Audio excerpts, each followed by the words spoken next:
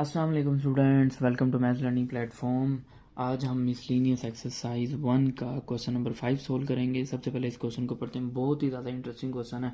तो ये क्वेश्चन वही स्टूडेंट सोल्व कर सकते हैं जिन्हें रियल नंबर्स के इंट्रोडक्शन के बारे में पता होगा। इस चैप्टर की सबसे फर्स्ट वीडियो जो कि मैंने इस टॉपिक के नाम से दी थी, तो पहले आप कोशिश करें कि उस वीडियो को जाके सुने, अच्छे से समझें और फिर इस टॉपिक पे आएँ, इंट्रोडक्शन टू रियल नंबर्स वाली। ठीक है, उसमें मैंने सारा अगर आपको वो वीडियो आपने देखी है, सारे बेसिक कॉन्सेप्ट क्लियर हैं, तो ये आप बहुत अच्छे से सोल्व कर सकते हैं।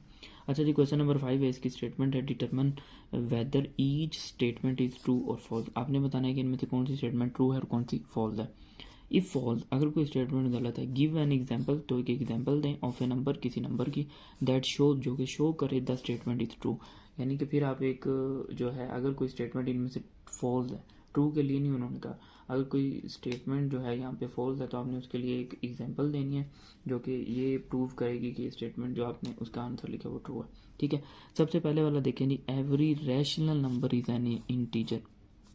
ठीक है, अब अगर आप इसको डायरेक्ट करते हैं, अब मैं यहाँ पे कुछ लिख भी देता हूँ, आपने ये याद रखना है, जो सेट ऑफ रैशनल नंबर होता है, सेट ऑफ रैशनल नंबर, ये सब सेट होता है इंटीजर का, और इंटीजर सब सेट होता है होल नंबर का, और होल नंबर सब सेट होते हैं नेचुरल नंबर के। ठीक है, बल्कि ये मैंने लिख दिया है उल्टा।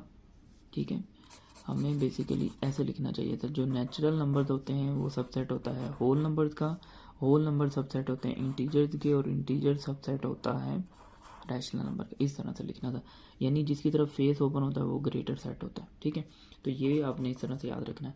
अब ये देखें, आपको कह रहे हैं रैशनल नंबर ये है जो कि ग्रेटर सेट है, और इंटीजर जो है स्मॉलर सेट है। आप खुद सोचें कि जो इंटीजर वाला सेट है, क्या वो क्या ये इस तरह से, क्या हर रैशनल नंबर इंटीजर हो सकता है? बिल्कुल भी नहीं हो सकता है। आपको इस तरह से नहीं समझ आ रही हो, मैं आपको एग्जांपल दे के समझाता हूँ। हम कोई रैशनल नंबर सेलेक्ट कर लेते हैं। फॉर एग्जांपल मैं कहता हूँ जी 1/2। अब 1/2 ये रैशनल नंबर तो है, लेकिन जब आप इसको कैलकुलेटर पे सॉल्व करेंगे तो इसका आंसर क्या आएगा? 0.5, जो कि इंटीजर नहीं है। कैसे इंटीजर नहीं है? आपको इंटीजर का सेट पता होगा, जो कि ये होता है 0, 1, 2, 3। 0 की राइट साइड पे क्या होते हैं? Positive integer. 0 की लेफ्ट साइड पे क्या होते हैं? Negative integer. तो अब आप खुद देखें, क्या ये 0.5 इस सेट के अंदर आएगा? नहीं आएगा। तो ये मैंने वो एक एग्जांपल दे दी जो कि ये शो कर रही है कि रैशनल नंबर जो हैं, हर रैशनल नंबर इंटीजर नहीं होता। कुछ रैशनल नंबर होते भी इंटीजर, जैसे देखिए 2, ये रैशनल नंबर भी है और इंटीजर भी है। क्यों? क्योंकि 2 को हम जो है p/q की फॉर्म में लिख सकते हैं। लेकिन ऐसे रैशनल नंबर जिनको डिवाइड करने से आपका आंसर जो है या तो टर्मिनेटिंग आए और या फिर रिपीटिंग आए, ठीक है, तो वो इंटीजर को शो नहीं करेंगे। तो ये आपकी स्टेटमेंट क्या होगी? फॉल्स होगी। ठीक है, उसके बाद देखें जी, every real number is an irrational number. अब इसको कैसे सॉल्व करेंगे? ऑप्शन नंबर बी यहाँ पे लिख लेता हूँ। हमने पढ़ा हुआ है कि जो रियल नंबर का सेट है वो इक्वल होता है रैशनल और इरेशनल के यूनियन के इक्वल। यानी अगर हम रैशनल और इरेशनल को मिला लें, दोनों को मिलाएंगे तो सेट ऑफ रियल नंबर बनेगा। लेकिन हम यहाँ पे तो स्टेटमेंट कह रहे हैं कि every real number is an irrational number, कि हर जो रियल नंबर है वो इरेशनल होगा। ठीक है, अब देखें इसकी एग्जांपल देखें। अब ये देखें, ये जो 2 है ये रियल नंबर तो है, ठीक है, ये रियल नंबर है। क्या आप मुझे बताएं, क्या ये इरेशनल है? नहीं है, ये रैशनल नहीं है, ये रैशनल है। ठीक है, क्योंकि हम इसको p/q की फॉर्म में लिख सकते हैं। तो ये एक एग्जांपल है, या ये भी एग्जांपल ले सकते हैं जो मैंने अभी ऊपर दी थी, 1/2 0.5। ये क्या है? रियल नंबर है 1/2, और साथ में क्या है? रैशनल भी है। इस तरह आप एक और भी एग्जांपल ले लेते हैं, स्क्वायर रूट ऑफ 25। ठीक है, अब ये स्क्वायर रूट ऑफ 25 क्या है? रियल है। तो जब आप इसको सॉल्व करेंगे इसका आंसर क्या आएगा? 5, जो कि किस चीज़ को शो कर रहा है? कि ये रैशनल नंबर है। ठीक है, तो हम तो कह रहे हैं कि हर रियल नंबर क्या होगा? इरेशनल। तो ये भी स्टेटमेंट क्या होगी? गलत होगी। अच्छा, आगे देखिए, every irrational number is a real number, ये सही होगा। अब कोई भी इरेशनल नंबर लें, ठीक है, कोई भी इरेशनल नंबर लें, वो हमेशा क्या होगा? रियल नंबर होगा। यहाँ से आप देख लें जो मैंने डायग्राम बनाई हुई है। ठीक है, यहाँ पे देखिए, ये जो ब्लू वाली रेक्टेंगल है, ये सारी की सारी किस चीज़ को शो कर रही है? ये मतलब इसको शो कर रही है सेट ऑफ रियल नंबर को। ये बेसिकली मैंने एक वेन डायग्राम टाइप बनाया हुआ है, जो कि हम चैप्टर नंबर 3 में जाके सीखेंगे। तो यहाँ पे देखें, रियल नंबर का जो सेट है वो दो बड़े बड़े सेट्स पे होता है। एक ये ग्रीन वाला सेट जिसको मैंने सेट ऑफ इरेशनल नंबर कहा हुआ है, और एक ये वाला सेट जिसको मैंने क्यू लिखा हुआ है। ठीक है, तो आप देखें यहाँ पे कहा जा रहा है कि every irrational number is a real number. तो जब भी आपको ये कहा जाए इरेशनल नंबर जो है ये स्मॉलर सेट है और ये क्या है आपका रियल नंबर, ये एक ग्रेटर सेट है। तो जब भी इस तरह की कोई बात की जाए ना कि आपको कहा जाए कि स्मॉलर सेट के एलिमेंट क्या ग्रेटर सेट के एलिमेंट होंगे, तो आप हमेशा कहेंगे कि यस होंगे, ठीक है, उसमें आपको ज़्यादा सोचना नहीं पड़ेगा।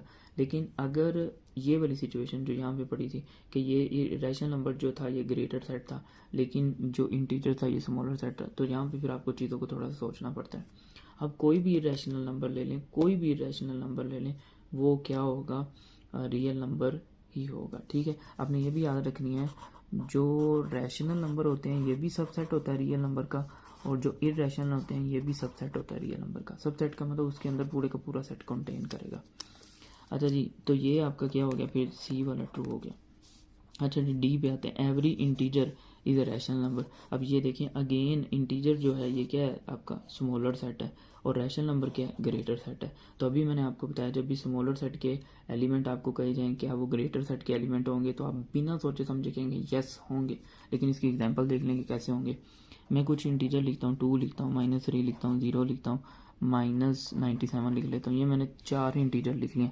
अब हम यहाँ पे ये देखना चाहते हैं कि ये जो इंटीजर्स मैंने लिखे हैं क्या ये रैशनल नंबर होंगे। अच्छा, कोई भी नंबर कब रैशनल नंबर होता है, जब वो इस डेफिनेशन को फुलफिल करेगा कि P/Q की फॉर्म में लिखा जाए और P और Q किससे बिलोंग करें, Z से, and Q not equal to क्या होना चाहिए, 0 होना चाहिए। तो आप देखिए 2 है, क्या मैं इसको लिख सकता हूँ 2/1, इसको लिख सकता हूँ -3/1, इसको लिख सकता हूँ 0/1 और इसको भी ऐसे लिख सकते हैं। तो देखिए क्या ये वाला जो एक्सप्रेशन है क्या ये P/Q की फॉर्म में नहीं लिखा हुआ, क्या ये वाला जो एक्सप्रेशन है ये P/Q की फॉर्म में नहीं लिखा हुआ, क्या ये वाला जो एक्सप्रेशन है ये भी P/Q की फॉर्म में नहीं लिखा हुआ, और ये वाला जो एक्सप्रेशन है क्या ये भी P/Q की फॉर्म में नहीं लिखा हुआ। यस, सारे लिखे हुए हैं। तो इसका मतलब है हर इंटीजर क्या होगा, रैशनल नंबर होगा। और वैसे भी आप देखें रैशनल नंबर की डेफिनेशन ये है कि आप उसको फ्रैक्शन की फॉर्म में लिख सकते हैं और वो दोनों नंबर इंटीजर हो, ठीक है, और डिनोमिनेटर नॉट इक्वल टू 0। तो ये भी क्या होगा आपके पास ट्रू होगा, डी वाला भी, ठीक है। अब आते हैं लास्ट पे, आपसे कहा जा रहा है every real number is either, जी तो ये लास्ट पार्ट हमारे पास रह गया जिसमें लिखा हुआ है every real number is either a rational number और एन इरेशनल नंबर। यानी आपको ये कह रहे हैं कि हर जो रियल नंबर होगा वो या तो रैशनल होगा और या फिर इरेशनल होगा। तो आप इस डायग्राम से भी देख सकते हैं कि ये देखें ये रियल है और रियल के अंदर क्या बना हुआ है, रैशनल भी बना हुआ है और इरेशनल भी बना हुआ है। और एक रिजल्ट मैंने ये भी आपको बताया, दोबारा से लिख देता हूँ कि जो सेट ऑफ रियल नंबर होता है ये यूनियन होता है रैशनल का और इरेशनल का। यानी अब यूनियन की डेफिनेशन क्या होती है, दो सेट्स का जब आप यूनियन करते हैं उसका मतलब ये या तो आंसर में फर्स्ट सेट के एलिमेंट आएंगे या सेकंड सेट के एलिमेंट आएंगे या दोनों को कंबाइन करके आएंगे। तो ये आपका ट्रू होगा, ठीक है। क्यों ट्रू होगा, क्योंकि कोई भी रियल नंबर है वो दो ही कैटेगरी का होगा, या तो वो रैशनल या इरेशनल। और फिर आगे आपको पता है रैशनल में मजीद जो है क्लासिफिकेशन है उसकी, ठीक है। तो इसी के साथ ही हमारा आज का लेक्चर यहाँ पे कंप्लीट होता है।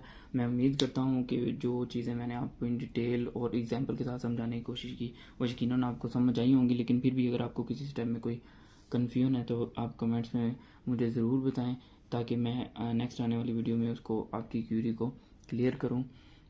तो इसके साथ ही हमारा आज का लेक्चर यहाँ पे कंप्लीट होता है। और अगर अभी तक आपने मेरा चैनल नहीं सब्सक्राइब किया तो मेरे चैनल को सब्सक्राइब करें और अपने दोस्तों के साथ भी शेयर करें और साथ ही साथ बेल आइकन को भी प्रेस करें ताकि हर नए आने वाली वीडियो से आप अपडेटेड रहें। अल्लाह हाफिज़।